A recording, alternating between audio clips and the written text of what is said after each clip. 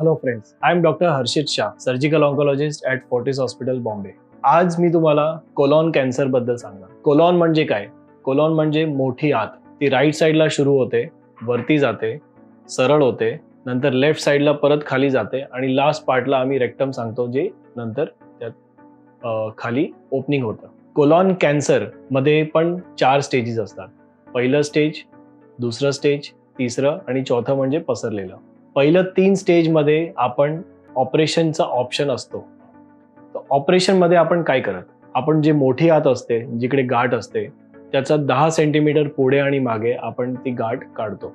आतडं काढतो आणि दोन्ही आतडे छोटी आत मोठी आत जोडतो, नाहीतर मोठी आत जोडतो आपण. ते कोलॉन कॅन्सरच्या जे राईट साईडला असतं, तर आपण छोटी आत आणि मोठी आत काढतो आणि अर्ध मोठी आत आपण काढतो.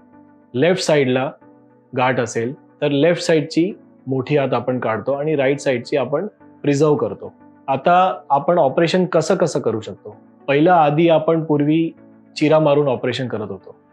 नंतर टेक्नॉलॉजिकल ॲडव्हान्सेस आले, त्याच्यामध्ये आपण लॅप्रोस्कोपिक सर्जरी स्टार्ट केली कोलॉन कॅन्सरमध्ये. त्याच्यामध्ये कसं असतो की चिरा जे असतो ते छोटं असतो आणि आपण दुर्बिणाने ऑपरेशन करतो.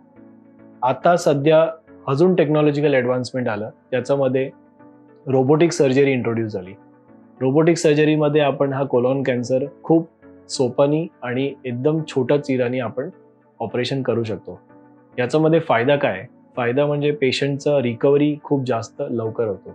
पेशंट 3-4 दिवसांनी घरी जाऊ शकतो आणि 10-15 दिवसांनी सगळं जेवण वगैरे सगळं normal activities patient immediately recover करू शकतो. कोलॉन कॅन्सरच्या या सर्जरीमध्ये 2 त्रास असतो. एक तर आपण जोडान करतो, दुसरं कधी-कधी आपण बायपास करतो, ज्याला आम्ही कोलोस्टॉमी किंवा आयलिओस्टॉमी असं नाव देतो. ते बायपासमध्ये ते टेम्पररी असतात, ते परमनंट नसतात. त्याच्यामध्ये आपण जोडांना आराम द्यायसाठी आपण स्टोमा करतो.